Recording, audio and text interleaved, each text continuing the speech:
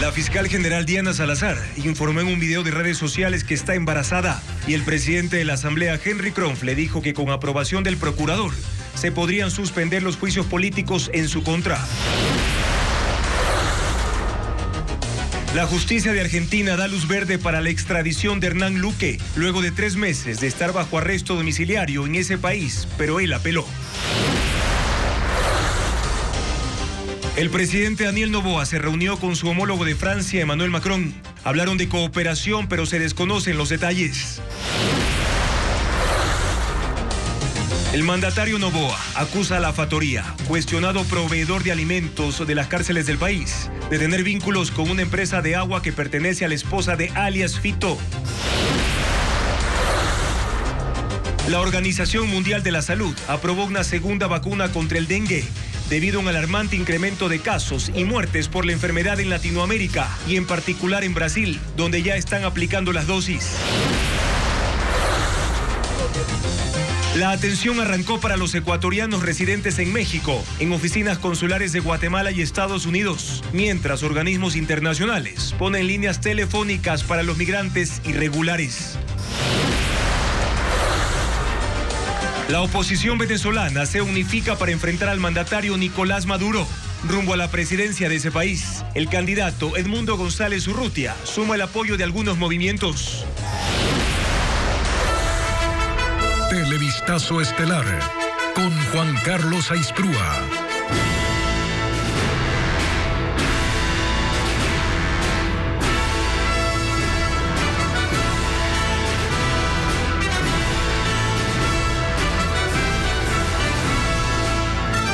Jueves 16 de mayo de 2024, amigos, bienvenidos a Televistazo Estelar. Empezamos con la información más destacada del día, precisamente para contarles que la fiscal general del Estado, Diana Salazar, anunció que está embarazada y solicitó que se suspenda el trámite de juicio político en su contra. El presidente de la Asamblea Nacional, Henry Kronfle, respondió que mañana el Consejo de Administración Legislativa, el CAL, decidirá si acoge ese pedido. Luis Alfredo Zúñiga amplía el tema. El trámite del juicio político que el correísmo lleva en contra de la fiscal general del Estado dio un giro este jueves. Diana Salazar anunció mediante su cuenta en la red social YouTube que está embarazada. Hoy debo comunicarles que nuestra familia crece, que pronto seremos 4 y que eso es motivo de profunda alegría para mí y para quienes nos quieren.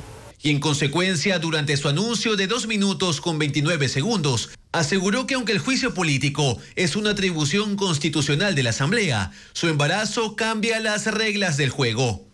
Por ello, he solicitado a la Asamblea Nacional que se garantice y respete mi derecho constitucional a tener un embarazo en paz y que éste llegue a término sin más estrés del que ya significa llevar a cabo mis responsabilidades como fiscal general del Estado. Al respecto, solo minutos después, se pronunció el presidente del Legislativo, Henry Kronfle, y confirmó que la solicitud de suspender el trámite del juicio político fue recibida y que en la documentación se señala que el embarazo es de alto riesgo. Ante esto, dijo Kronfle, se consultó al Procurador General del Estado si suspender el trámite del juicio político debido a estas causales es posible. Hoy debo informar que la respuesta a dicha consulta es afirmativa. En tal sentido, se ha remitido la documentación correspondiente a los asambleístas miembros del CAL y asimismo se ha presentado ante la Secretaría de la Asamblea Nacional una solicitud de cambio del orden del día para la sesión del Consejo de Administración Legislativa convocada para el día de mañana a las 8 horas, en la cual se conocerá y resolverá sobre la suspensión de la sustanciación y tramitación de los juicios políticos presentados en contra de la fiscal general del Estado, doctora Diana Salazar Méndez, hasta que el alto riesgo al que se encuentra enfrentada culmine definitivamente. Kronfle aseguró que esto se hace en el marco de respeto a principios constitucionales, al debido proceso y protección de personas en situación de riesgo y doble vulnerabilidad. Actualmente la fiscal general enfrenta 2 solicitudes de juicio político, presentados por los asambleístas Héctor Valladares y Gisela Garzón, ambos de la Revolución Ciudadana. Una jueza de Argentina aceptó el recurso de extradición de Hernán Luque, procesado en el caso Encuentro y expresidente de la empresa coordinadora de empresas públicas en el gobierno de Guillermo Lasso. Su defensa apeló el fallo, como lo informa Fabiola Santana. El traslado de Hernán Luque a Ecuador está cada vez más cerca. Este jueves, la jueza del Juzgado Criminal y Correccional Federal 5 de Buenos Aires, Argentina, María Eugenia Capuchetti, aceptó el pedido de extradición que hizo la Corte de Justicia de Ecuador. Esto significa que el expresidente del Directorio de Empresas Públicas del gobierno de Lasso, procesado por delincuencia organizada en el caso Encuentro, debe ser enviado a Ecuador para que enfrente a la justicia. Sin embargo, en la audiencia, la defensa de Luque apeló la resolución de forma oral. La jueza ordenó que regrese al arresto domiciliario mientras notifica por escrito la sentencia y otros jueces resuelven el recurso. No obstante, el proceso de extradición continuará y si se ratifica el fallo, las autoridades argentinas deberán coordinar con Ecuador la entrega del procesado. Hernán Luque viajó a Argentina en enero de 2023 en medio del escándalo de corrupción en las empresas públicas. 3 meses después solicitó refugio que fue negado. En noviembre de ese mismo año, la Fiscalía le formuló cargos por delincuencia organizada junto a Danilo Carrera y otros exfuncionarios públicos. En febrero fue detenido, se le retiró el pasaporte y cumple arresto domiciliario y prohibición de salida del país. Ahora se espera que se resuelva su extradición en última instancia. Solo si retorna podrá ser juzgado. La Fiscalía emitirá su dictamen acusatorio para el llamado a juicio a finales de junio. La vicepresidenta de la República, Verónica Abad, confirmó esta mañana que Estados Unidos le retiró la visa. La funcionaria admitió haber recibido una carta del consulado norteamericano en Guayaquil, aunque no explicaba los motivos. Diego Cuenca con el informe. Muy amables. La vicepresidenta de la República, Verónica Abad, en una entrevista para Diario La Hora, admitió que Estados Unidos le retiró la visa. Es real, tengo una carta del consulado de Guayaquil sin indicar las razones. Ojo. ¿Sí? No es mi prioridad, porque sé el respeto. Entiendo que habrá razones en las cuales yo puedo abogar y preguntar. No es mi interés en este momento, en realidad, ¿sí? Y porque he trabajado muchos años con el pueblo norteamericano. Abad no podrá ingresar a ese territorio, a pesar de que posee pasaporte diplomático por ser embajadora por la paz en Israel. La única función que el presidente Daniel Noboa le designó en medio del conflicto bélico en Gaza, entre el grupo Hamas e Israel. Si ellos no quieren darles la entrada, no autorizar la entrada, pues nadie puede entrar contra la voluntad de los Estados Unidos, contra el dueño de casa. ¿Sí? Estados Unidos tomó esa decisión porque tuvo razones poderosas para hacerlo. La vicepresidenta aclaró que la medida no tiene relación con su hijo, Francisco Barreiro, quien enfrenta un proceso penal por el caso Nene, en el que se lo investiga por tráfico de influencias. Según la Fiscalía, pidió diezmos a una persona para conseguirle trabajo. Y sin duda alguna, nuevamente, una mezcladilla, porque lo que hacen es infiltrar información desinformando, diciendo que es por tráfico de influencias con mi hijo. No hay nada, no existe. La carta es pública, en mi caso a mi equipo de trabajo y a los abogados, obviamente, con quien se maneja todo claro. Verónica Abad ha dicho que no apelará a la decisión, aunque ese trámite no existe.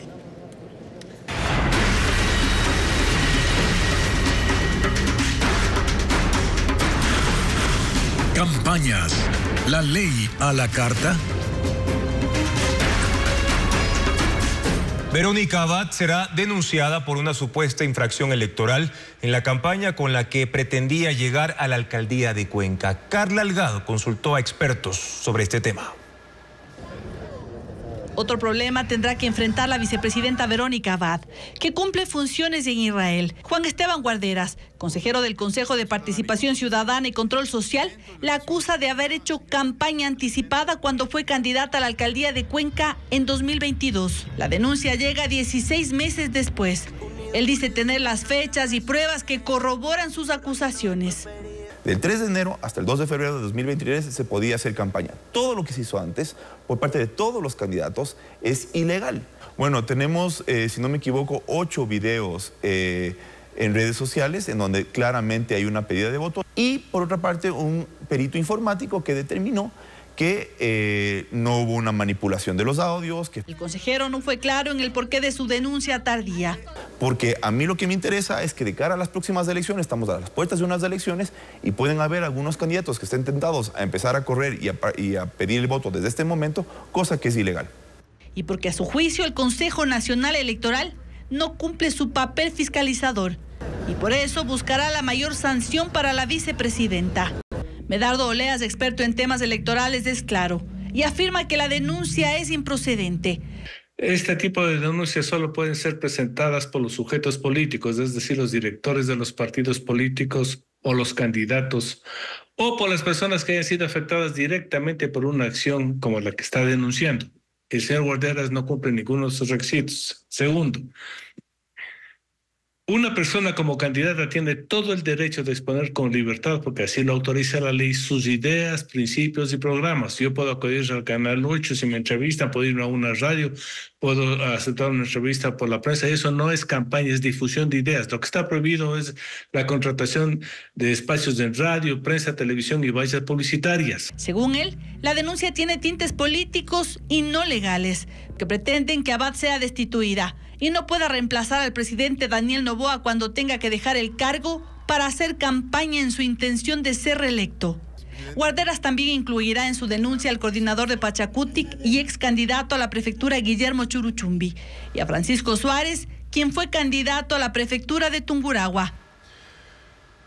Y Juan Esteban Guarderas ha dicho que también demandará a otros 2 actores políticos por campaña anticipada. Esa práctica es común en el país, donde los candidatos realizan actos proselitistas meses o incluso años antes de la fecha oficial de inicio. Diego Cuenca con el tema. La práctica política en Ecuador está sujeta a que sus personajes logren posicionar su imagen pública y para lograrlo deben hacerse conocer en las calles, en los barrios, en los medios de comunicación e incluso en las redes sociales. Todo eso forma parte de una campaña no oficial que empieza mucho antes del mes oficialmente indicado en la ley, porque llegar a la gente necesita tiempo y estrategias. A reconstruir la esperanza. Por ejemplo, los 8 postulantes para las elecciones presidenciales anticipadas del 2023 publicaban en sus redes sociales actividades proselitistas que hacían en varias provincias antes del 13 de julio, cuando inició oficialmente la campaña de primera vuelta.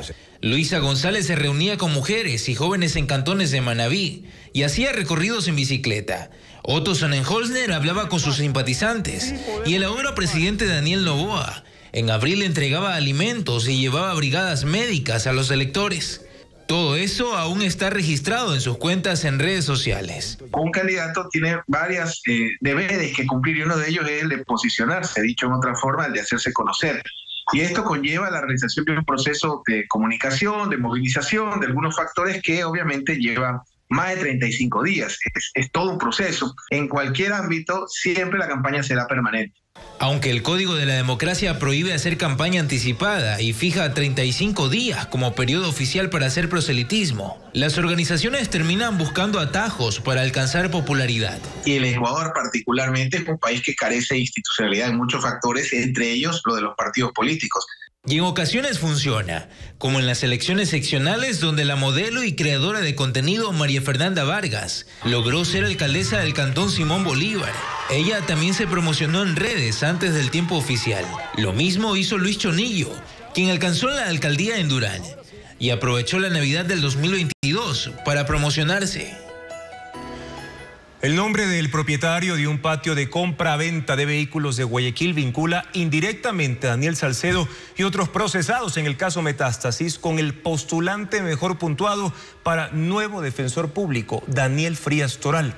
Esa relación ha llevado a cuestionar su idoneidad para el cargo. Luisa María Heredia con el informe.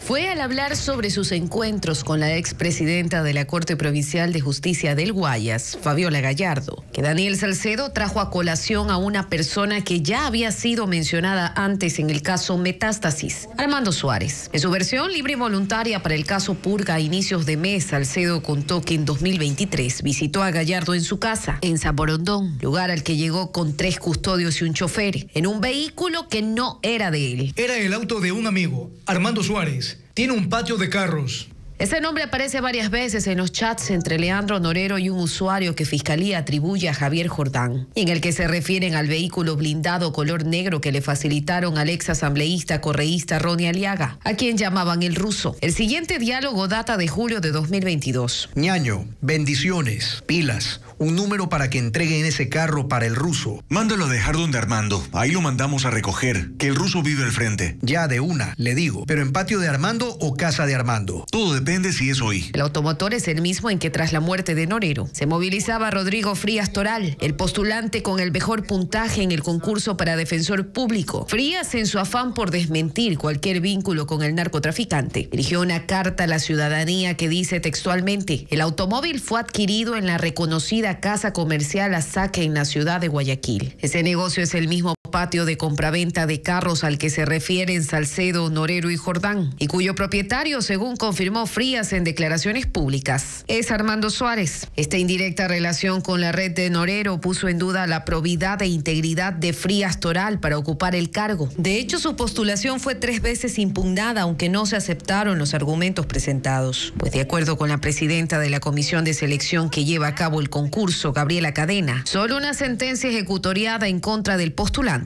serviría para probar la falta de idoneidad. Claro que es preocupante porque la Defensoría Pública debe de estar representada por una persona proba. Obviamente, Lenin, que nos preocupa a nosotros, pero dígame usted si tienen ya llamamiento al proceso de fiscalía o son señalados ya con una orden judicial. A inicios de abril, la Fiscalía General del Estado abrió una indagación previa por presunta asociación ilícita en este concurso, en el que el segundo mejor puntuado es el ex juez Byron Guillén, también relacionado a los casos Metástasis e Independencia Judicial.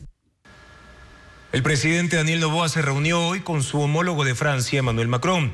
Los mandatarios pasaron revista a los acuerdos de cooperación para enfrentar el crimen transnacional y hablaron también sobre nuevos proyectos e inversiones. Paul Romero con el informe.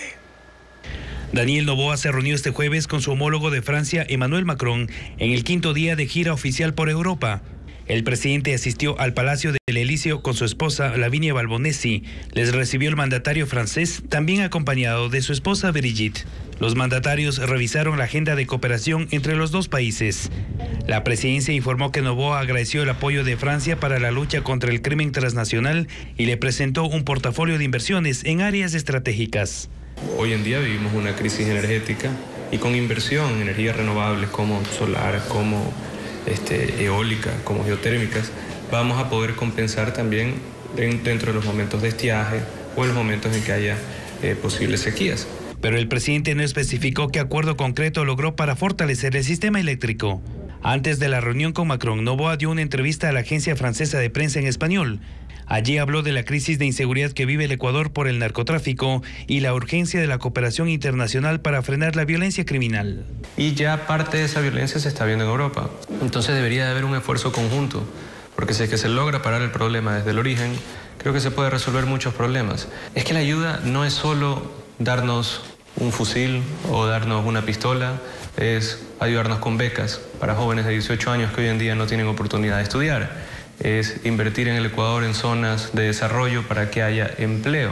Sobre la crisis diplomática con México, tras la incursión de la embajada en Quito para detener al ex vicepresidente Jorge Glass, se mostró partidario de abrir un espacio de diálogo con el gobierno mexicano, pero sin condicionamientos.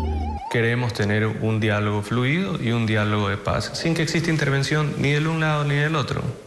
Si es que hay criminales condenados, nosotros no vamos a permitir tampoco en que la justicia, un brazo en el cual yo no tengo nada que ver ya que soy el Ejecutivo, sea burlada de esa manera. Noboa terminará este viernes la gira por Europa con una visita a Madrid, España.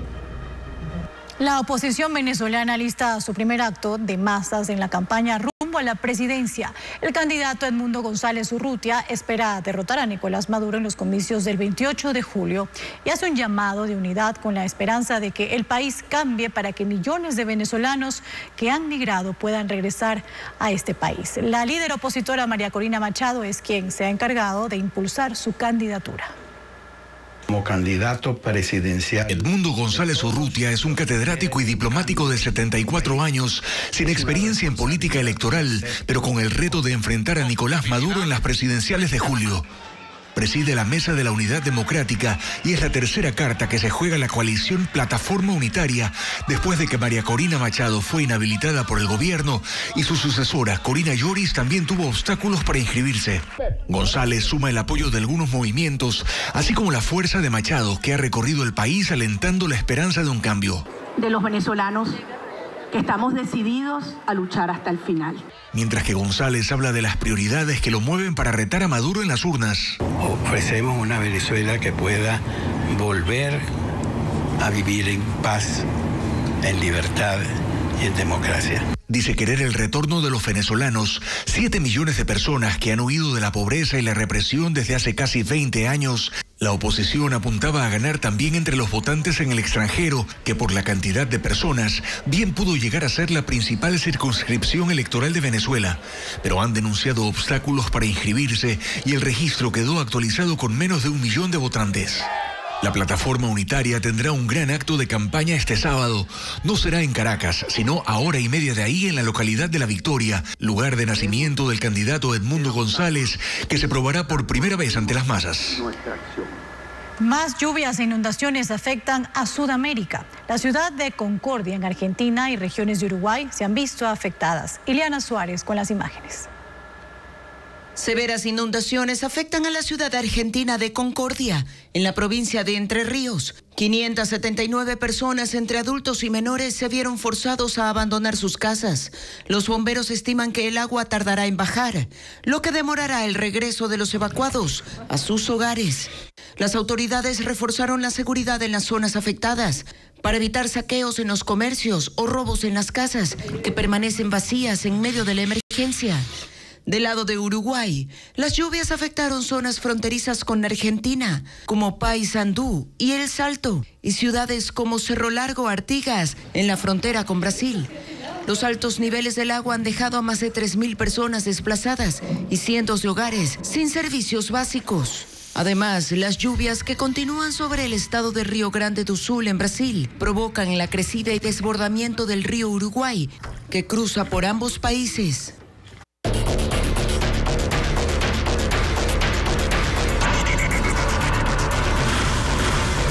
Dengue. Al fin otra vacuna. La Organización Mundial de la Salud aprueba una segunda vacuna contra el dengue en el marco de un incremento acelerado de casos y muertes por esa enfermedad en Latinoamérica, informa Luis Alfredo Zúñiga.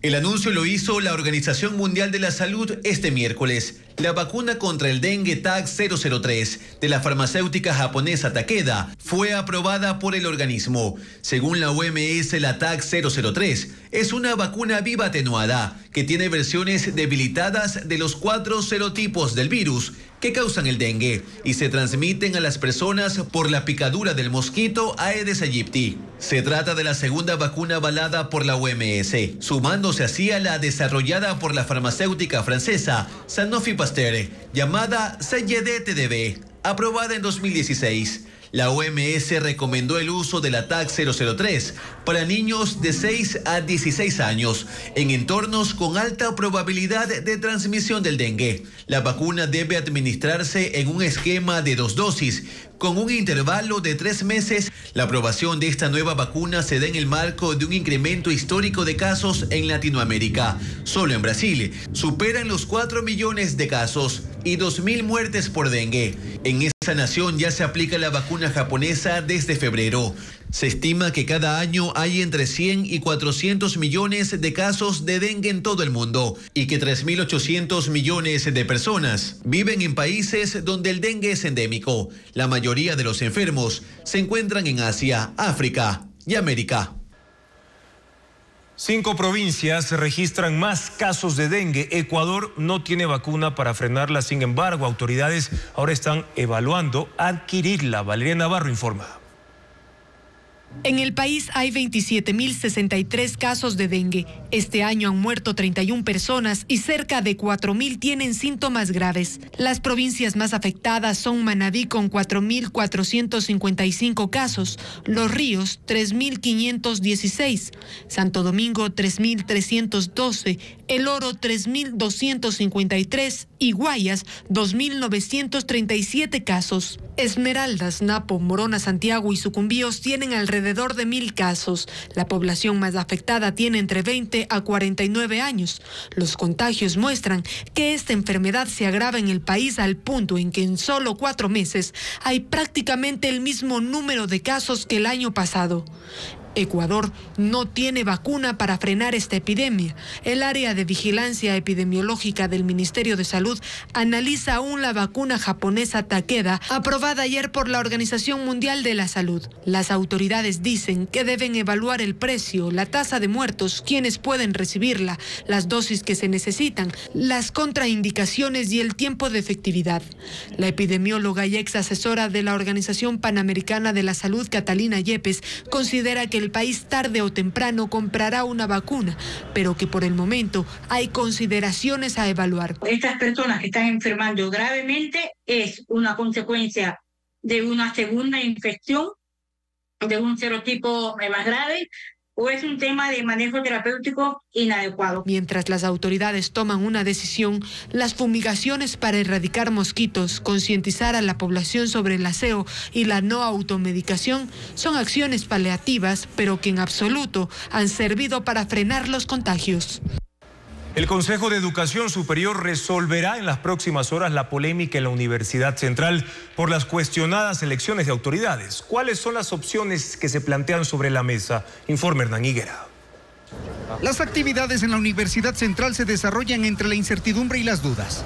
Ha sido un mes de denuncias y cuestionamientos a la elección de Patricio Espinosa como rector de la universidad estatal más grande del país. Supuestas irregularidades en las elecciones, falsificación de documentos e incumplimiento de requisitos para ser rector han puesto en duda la autoridad de Espinosa. Esos requisitos no fueron exigidos ni tampoco verificados.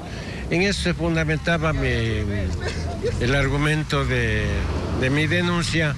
Estudiantes y egresados están afectados porque no saben si sus documentos o títulos profesionales firmados por el rector son válidos. Si un estudiante se quiere graduar o ya egresó y quiere realmente legalizar su título, va a necesitar la documentación que le autoricen en las firmas necesarias, cosa que no se está dando precisamente porque a lo mejor hay esta presunta duda si es legal o no las personas que se encuentran a cargo. Desde hace un mes, alumnos en proceso de titulación han recibido cambio de tutores. Un problema que afecta a las actividades académicas, dicen los alumnos, porque les ha tocado empezar de cero.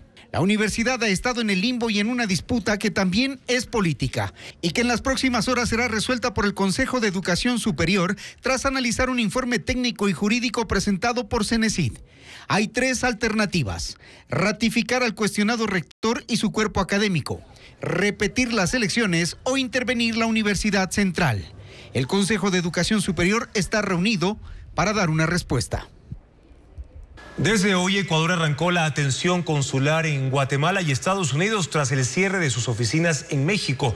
Mientras tanto, la Organización Internacional para las Migraciones y la ACNUR difunden líneas telefónicas para los migrantes en situación vulnerable o irregular. Informa Bessie Granja.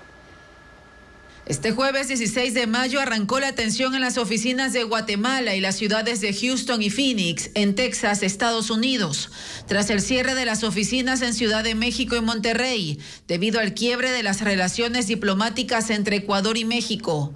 Los cambios se cumplen en medio de la incertidumbre de los compatriotas residentes en ese país y la población migrante en situación irregular que cruza por esta nación en su tránsito hacia Estados Unidos. Nosotros estamos totalmente listos para seguir apoyando a la comunidad ecuatoriana, que no se confunda.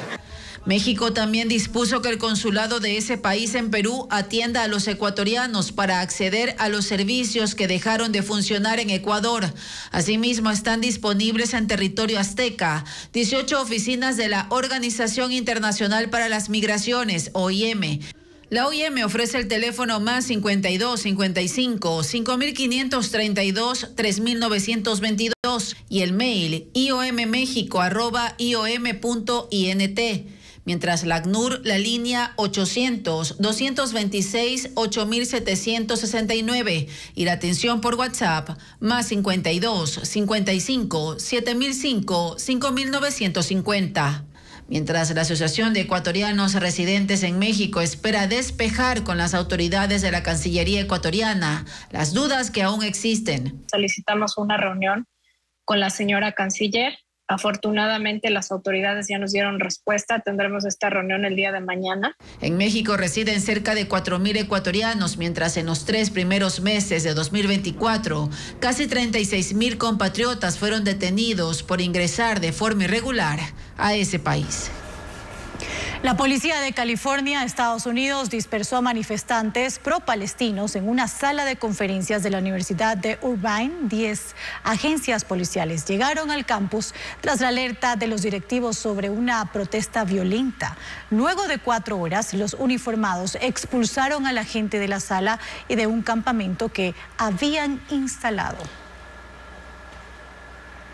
La policía española decomisó 2 toneladas de metanfetaminas pertenecientes al cartel de Sinaloa y se convierte en la captura de drogas sintéticas más grande ejecutada en ese país. Hay 5 personas detenidas, entre ellas un mexicano, 3 españoles y un rumano. La banda utilizaba casas en zonas aisladas en la Comunidad Valenciana para almacenar los cargamentos y luego utilizaba vehículos con doble fondo para distribuir la droga en otros países europeos. La organización criminal era seguida desde hace un año por un caso de tráfico de cocaína y operaba además en Tenerife, Alicante y Madrid. Rusia y China se consolidan como aliados estratégicos en materia militar, económica y energética. Vladimir Putin está de visita oficial en Beijing para reuniones con Xi Jinping.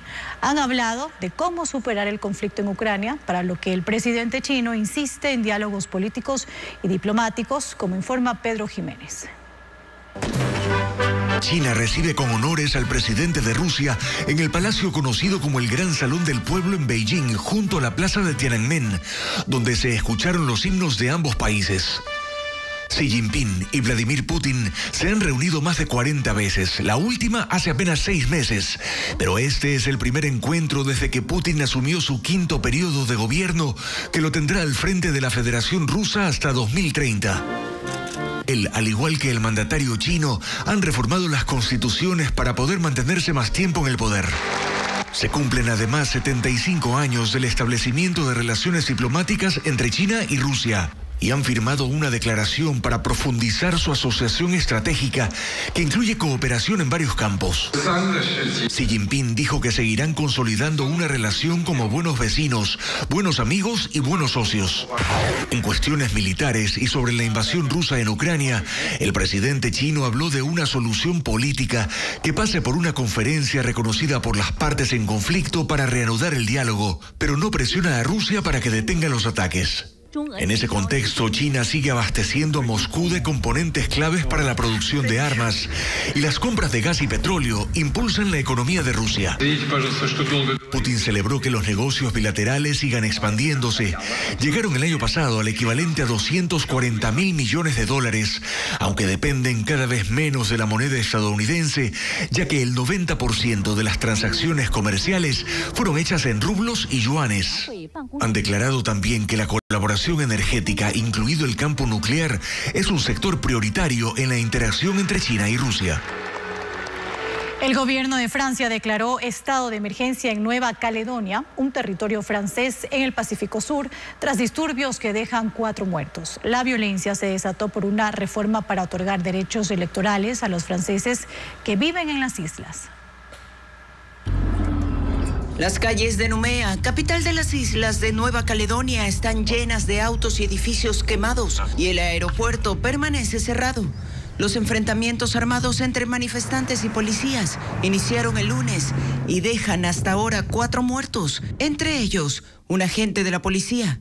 El caos se desató luego de que el Parlamento francés votara a favor de una propuesta para cambiar la Constitución de Nueva Caledonia, con el fin de dar un derecho al voto a los residentes franceses que viven en las islas, quienes hasta ahora no pueden sufragar en los comicios locales. En el archipiélago hay 271.000 habitantes, de los cuales el 27% son europeos, principalmente de Francia. Esto desató la ira de las comunidades indígenas, que durante años se han mostrado a favor de la independencia, pero con la reforma electoral aseguran que el gobierno francés busca consolidar su dominio sobre el archipiélago. Francia declaró este miércoles estado de emergencia. 1.800 policías fueron enviados desde Europa para establecer el orden y 500 agentes adicionales llegarán en las próximas horas. Nueva Caledonia, como territorio francés de ultramar, ha realizado 3 referéndums por la independencia desde 2018 y las 3 veces se ha impuesto el no por un estrecho margen. El primer ministro de Eslovaquia, Robert Fico, que ayer fue víctima de un atentado con arma de fuego, permanece en condición crítica pero estable en una sala de cuidados intensivos. El gobernante fue emboscado por un activista opuesto a sus políticas a la salida de un encuentro con miembros del partido. El atacante de 71 años está detenido y es procesado por intento de homicidio. Y en Argelia encuentran vivo a un hombre que desapareció hace 27 años. El caso ocurrió en la ciudad de Yelfa, cuando Omar bin Omran fue hallado en un corral para ovejas cubierto de paja en la propiedad de su vecino, un hombre de 61 años que ahora está bajo custodia policial. Omar desapareció a los 17 años cuando iba a la escuela. Su hallazgo se dio luego de que su captor discutiera con un familiar, quien como venganza hizo pública la información de que mantenía a una persona cautiva. La familia de Omar, al enterarse, asaltó la casa junto con una turba y lo liberó. Los detalles del caso siguen bajo investigación. Aunque la interconexión aérea en Ecuador ha aumentado, aún falta mucho para llegar a los niveles de Colombia o Costa Rica. Según expertos, hay retos como mejorar la infraestructura, generar demanda turística y también atraer más aerolíneas con costos menores. Luis Alfredo Zúñiga amplía estas propuestas. En Cuenca se llevó a cabo por primera vez el Airport Day, que reunió a representantes internacionales de la aviación. Durante el evento, se resaltó un incremento del 23% en la transportación de pasajeros vía aérea en Ecuador. Son 326 frecuencias internacionales, con 15 aerolíneas que viajan hacia 18 destinos. La Asociación Internacional de Transporte Aéreo también aplaudió el crecimiento, pero deja claro que son cifras muy lejanas a las de otros países de la región. No tienen el mismo nivel de conectividad que un aeropuerto como el de Bogotá, por ser obviamente un hub. El caso de Costa Rica es un aeropuerto que tiene 7 u 8 vuelos transatlánticos a los 7 u 8 hubs más importantes de Europa. Ecuador tiene 2 aeropuertos internacionales, en Guayaquil y Quito. Colombia cuenta con 13, siendo El Dorado en Bogotá el principal, con vuelos hacia 100 destinos, tanto internos como del exterior. Que Ecuador cuente con su propio aeropuerto hub es algo que aún suena a utopía. No tener una aerolínea nacional aleja más la posibilidad de pensar en un hub. Ecuair cerró sus operaciones en 2023. La falta de demanda fue el principal problema y para cambiar esa realidad, expertos extranjeros señalaron que Ecuador debe trabajar en el turismo. Como el desarrollo en la infraestructura, el mantenimiento de la infraestructura, los servicios de navegación aérea, simplificar la velocidad desde que una aerolínea tiene un interés de operar en el Ecuador hasta que lo hace realidad. Aumentar el número de acuerdos de cielos abiertos es otro desafío, según los expertos consultados por Televistazo. El presidente Daniel Noboa se refirió al proveedor de los alimentos en las cárceles, La Fatoría, y dijo que investiga a esa empresa por su supuesta relación comercial con una proveedora de agua embotellada perteneciente a la esposa de alias Fito, algo que el abogado de la compañía desmiente, como lo informa ABC Granja. Nuevamente el presidente Daniel Noboa se refirió al proveedor de los alimentos en las cárceles y justificó por qué su gobierno presentó un pedido para que la Fiscalía General del Estado investigue a La Fatoría. Y un proveedor de agua de esta compañía era una compañía que se llama Queen Water S.A., que es de la esposa de Fito, la persona más buscada del país y uno de los narcotraficantes más buscados del país. Según el portal de la Superintendencia de Compañías, Queen Water S.A., con sede en Manta, en la provincia de Manabí, tiene como gerente general a Mariela Peñarrieta Tuárez, esposa de Adolfo Macías alias Fito. La factoría jamás le ha comprado ni siquiera una botella de agua a esa empresa. El presidente de la República tiene control sobre el servicio de rentas internas. Le toma 10 minutos pedirle al director de rentas internas que determine si hay alguna factura, porque hay cruce de información, entre esta compañía y la factoría. La factoría ha sido proveedor del sistema de atención a privados de libertad SNAI y del Ministerio de Educación. Sus representantes le reclaman al gobierno el pago de $30 millones desde enero por la comida entregada a los presos. Según campaña, al momento permanecen en 10 cárceles y alimentan a 12.500 reos de Guayaquil. Hace 2 semanas el gobierno pidió a la Fiscalía investigar si la factoría participó en la corrupción carcelaria y si, en ese contexto, cometió delitos. Mientras tanto, en las cárceles que ya no tienen proveedor de alimentos, se gestiona la donación de productos que son cocinados por los mismos reos. Por ejemplo, en la cárcel de Bellavista, en Santo Domingo, se tiene stock para un mes. En las otras 24 cárceles se desconoce qué está ocurriendo porque el SNAI sigue sin contestar. Los presos por extorsión, testaferrismo y reclutamiento de niños y adolescentes para delitos, entre otros, tendrán que cumplir sus sentencias completas, no tendrán beneficios. Eso lo incluye el presidente de la República en las reformas enviadas a la Asamblea Nacional, cumpliendo con el mandato popular de la consulta del 21 de abril. Patricio Díaz tiene un informe. Los vacunadores no podrán acceder a beneficios penitenciarios y tendrán que cumplir toda su pena. Así se decidió en la consulta popular y ese es uno de los ilícitos que el presidente incluyó en el proyecto de ley que dispone que los sentenciados por delitos graves no puedan recibir ninguna reducción de penas. Hasta ahora, esa prohibición existe para algo más de 20 delitos, entre ellos asesinato, sicariato, femicidio, cohecho, concusión y peculado.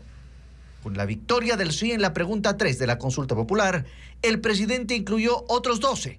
Están, por ejemplo, extorsión, secuestro extorsivo, tenencia no autorizada de armas, financiamiento de terrorismo, reclutamiento de menores con fines delictivos, testaferrismo, tráfico de influencias. El proyecto también menciona la minería ilegal y la producción de drogas. Los responsables de esos delitos no podrán acogerse a los beneficios que rigen actualmente, como salir tras cumplir el 80% de la pena o el 60% usando un dispositivo de vigilancia electrónica. En el proyecto de ley que la Asamblea tiene que analizar en los próximos 58 días, se justifica esta acción por la alta reincidencia en delitos. 10.937 personas detenidas han estado 2 veces o más en los centros de rehabilitación social, según el censo carcelario.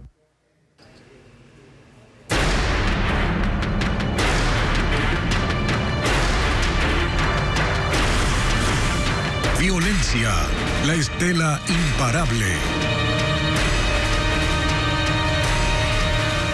Policías y agentes de tránsito fueron detenidos en Manabí, mientras que en Santa Elena las autoridades capturaron a 13 integrantes de los choneros. Merlín Ochoa con los detalles de estos últimos operativos.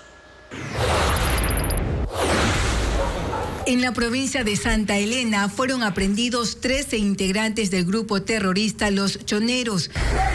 Se los acusa de los delitos de microtráfico, sicariato, tenencia de armas y extorsión. Los 18 allanamientos se realizaron en los 3 cantones de la provincia, Santa Elena, Libertad y Salinas. 8 de los 13 capturados tienen antecedentes penales. Entre las evidencias hay armas, 7 granadas, casi 1.000 cartuchos, droga y dinero. Según la policía, también extorsionaban a pescadores y a personas que se dedicaban a la usura. En Manabí, la Fiscalía y Policía ejecutaron un operativo por asociación ilícita tras 7 meses de investigaciones. Hay 16 detenidos, 10 de ellos policías en servicio activo. Además, 2 agentes de la Comisión de Tránsito en funciones y 4 conductores de grúas. De acuerdo a las investigaciones, ellos simulaban operativos en las vías para retener vehículos por contravenciones de tránsito. En coordinación con propietarios de grúas, trasladaban los automotores a los patios de retención vehicular, pero a cambio de dinero devolvían los carros sin orden judicial. Los allanamientos se dieron en los cantones de Portoviejo, Chone, Pedernales y Bolívar. En otro caso, en Manabí, los agentes encontraron varios sacos con explosivos de alto impacto en una casa del cantón San Vicente. Como evidencia presentaron 600 tacos de dinamita, cápsulas fulminantes, municiones, granadas, revólveres y placas de vehículos reportados como robados. Argentina expulsó a 10 ecuatorianos vinculados a la red del narcotraficante prófugo Adolfo Macías, alias Fito, según el gobierno de Javier Milei. Se trata del tercer caso en ese país de nexos con el cabecilla de los choneros.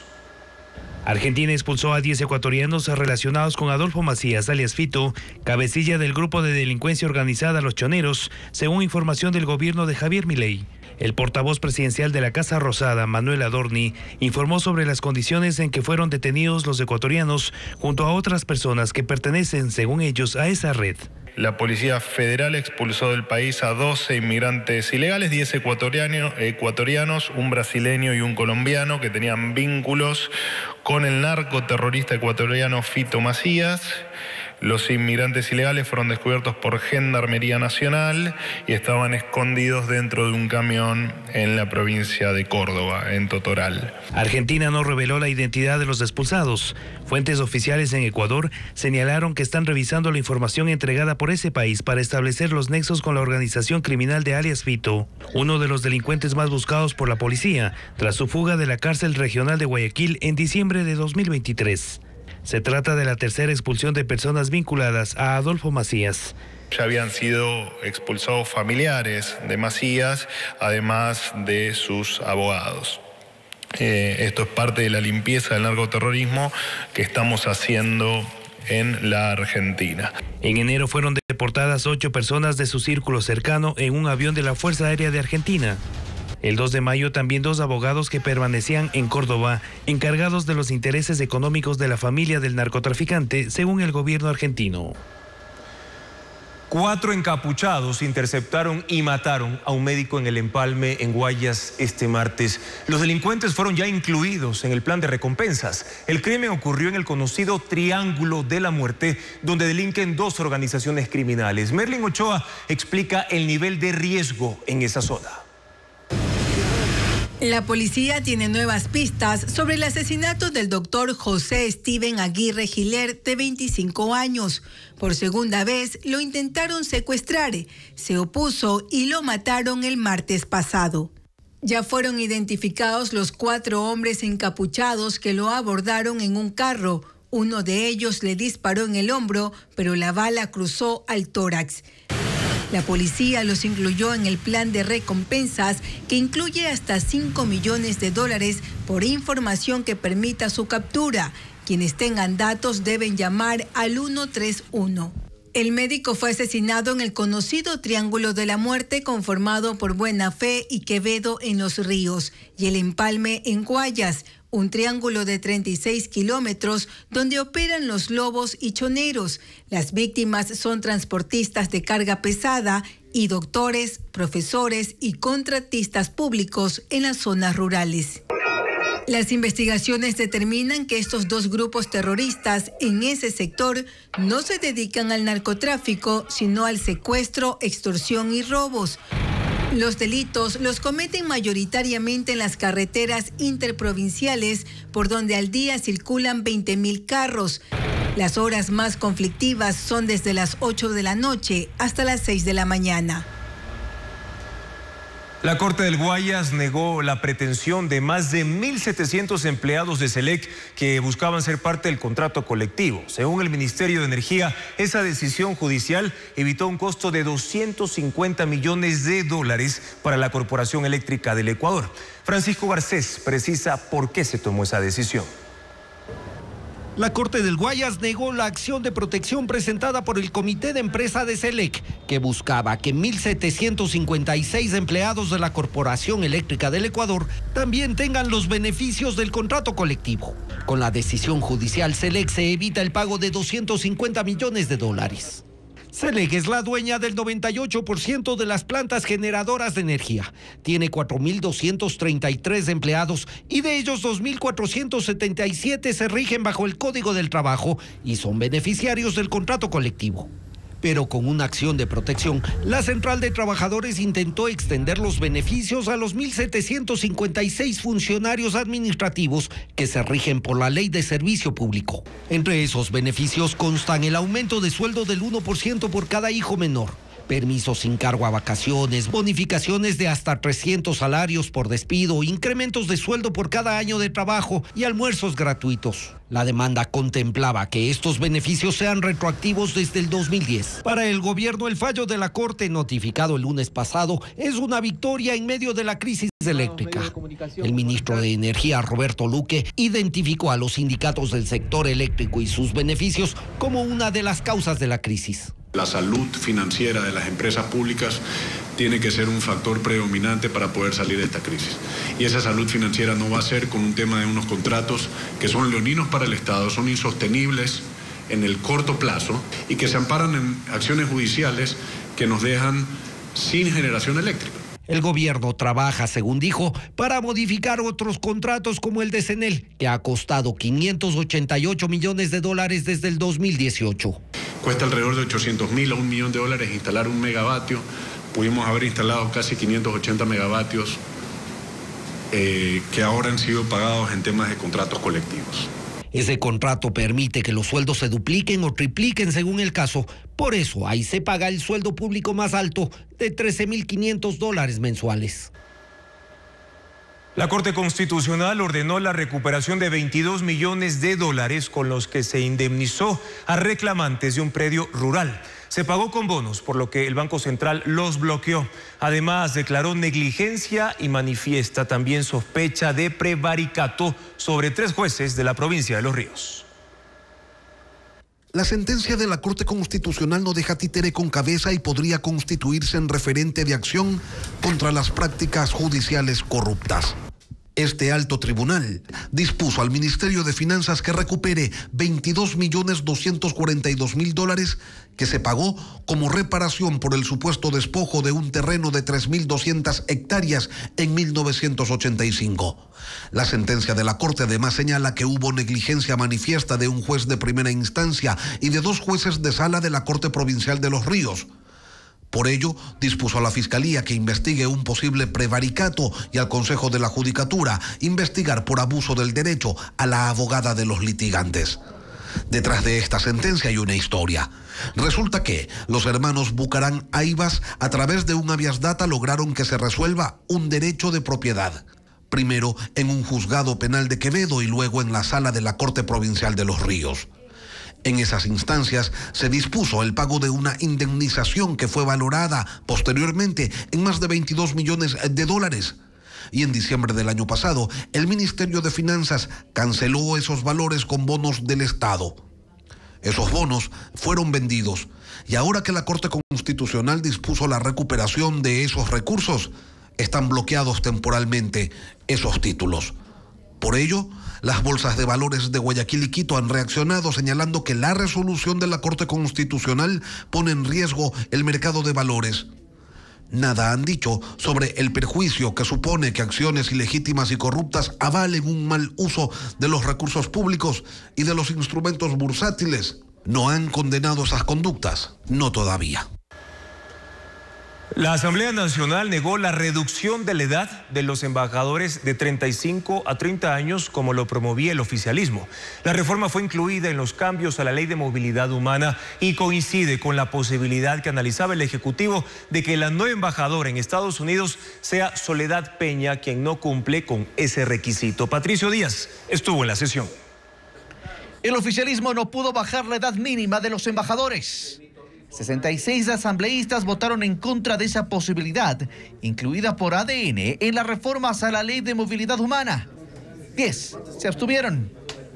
El bloque de gobierno buscaba que se puedan nombrar embajadores a quienes tengan como mínimo 30 años y no 35 como hasta hoy. Pero Construye, el correísmo y algunos independientes no permitieron que eso se apruebe. El cambio legal coincide con la aspiración del régimen de postular como embajadora de Ecuador en Estados Unidos a la encargada de negocios en ese país, Soledad Peña, quien no llega aún a los 35 años.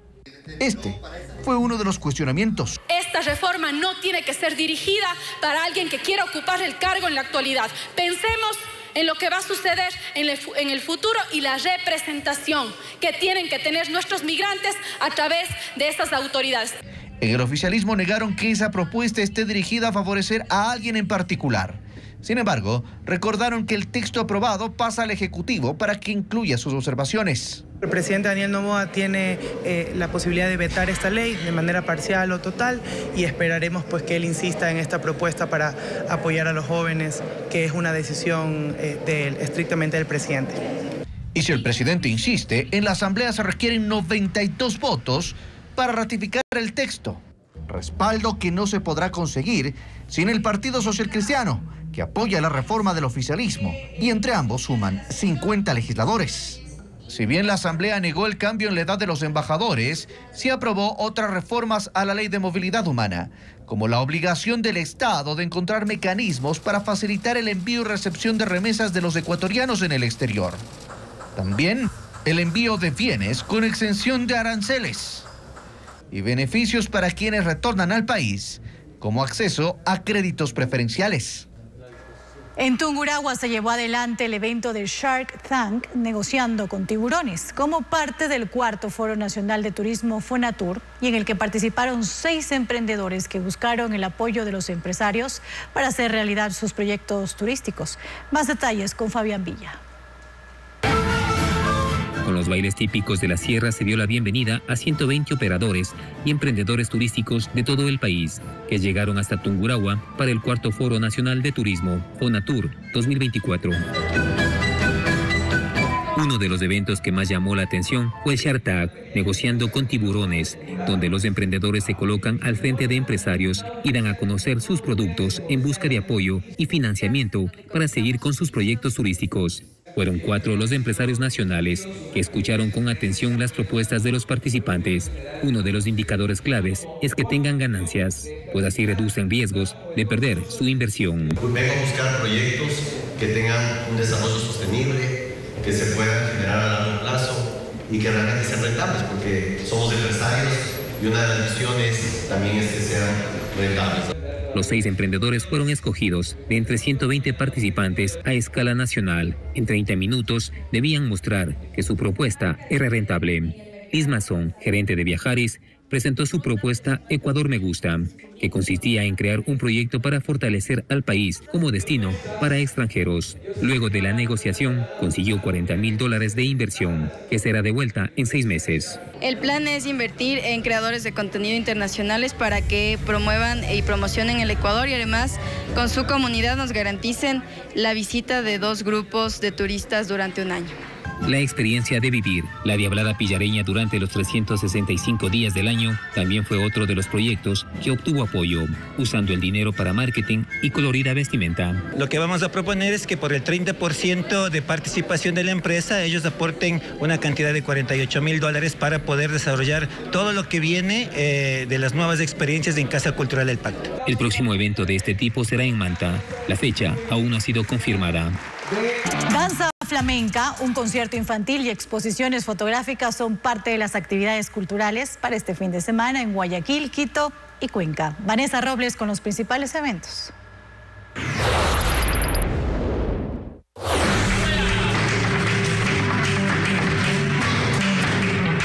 Diálogos. Se titula la presentación de danza de Guayaquil Flamenca y el grupo Influencias. Durante 1 hora y media, 7 artistas en escena se comunicarán mediante los ritmos amalgamados y binarios del tradicional flamenco, dirigidos por Camila Valdivieso y María Antonieta Ochoa.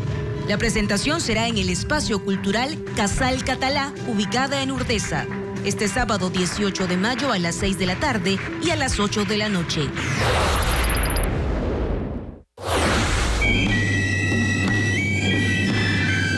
con el concierto Guaguacuna del Coro Infantil de la Fundación Teatro Nacional Sucre y el grupo de niños Pingulleros de Alangasí. Se homenajea al patrimonio cultural inmaterial del pingullo, la flauta de bambú de los Andes, que antiguamente se hacía con hueso de venado o de cóndor. Será el 18 de mayo en el Teatro México a las 4 de la tarde. La entrada es gratuita y se repetirá el 19 de mayo en la iglesia matriz de Alangasí.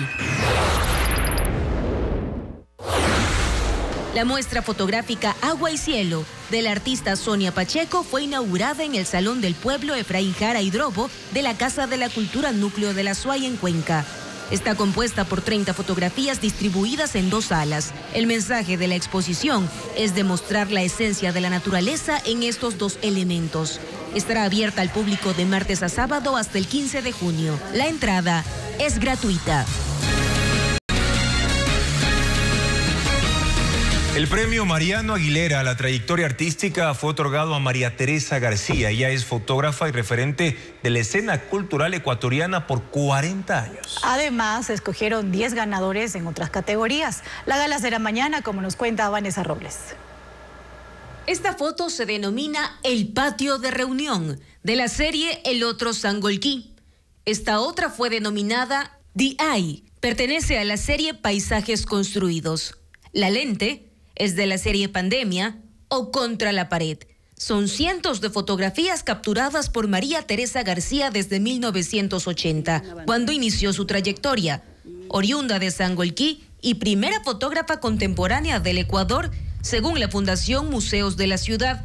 Ella es la ganadora del Premio Nacional de Artes Mariano Aguilera por su trayectoria artística, que incluye un reconocimiento económico de $40.000 y la producción de una exposición antológica en el Centro de Arte Contemporáneo de Quito. En la categoría Premio Nuevo Mariano, hubo 10 ganadores del país en 5 modalidades: creación artística, investigación, prácticas curatoriales, nuevas pedagogías del arte, edición y publicación. Todos recibirán 10 becas de $20.000 cada una para desarrollar proyectos culturales en sus ciudades.